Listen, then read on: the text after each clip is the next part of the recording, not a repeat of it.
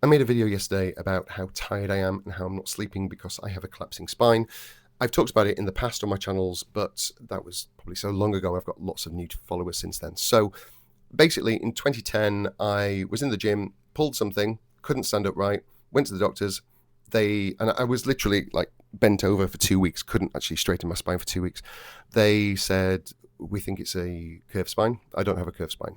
Fast forward years of pain clinics, physiotherapists, different doctors, different hospitals, and finally I go and see a specialist on Harley Street, and they do all the tests again and tell me that I actually have a collapsing spine. Two of my discs in my lumbar are touching, and I was born with a narrow spinal column, and there's nothing they can do. They can't inject more cartilage in there to fill it back up, unfortunately.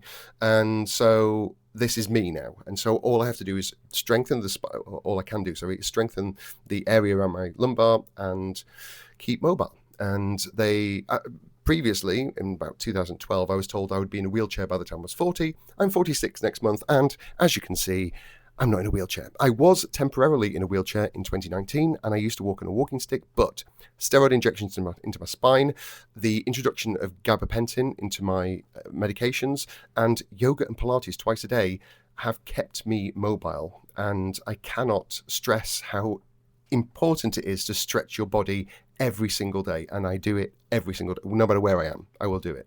And so, yeah, so I do that. But with stress comes pain, and I'm really stressed at the moment, so I'm not sleeping. So I've been taking melatonin since 2020, and that calms me a little bit, but it's not doing anything at the moment.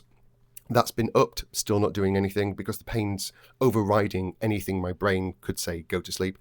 And so sleeping pills are the only thing that send me to sleep, but I only get a small amount of those a month, and I'm trying to hold them off until we get into rehearsals because I don't want to be awake until 6 a.m. and then have to get up at 8.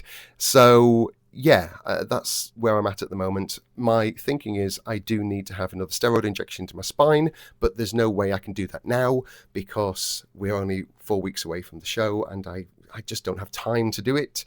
But it's something that I will speak to my doctors about for July because I want to get this sorted before we do our full run in Camden in August. And maybe upping my gabapentin. Maybe that's because I only take 2 a day. Maybe I should talk about that as well.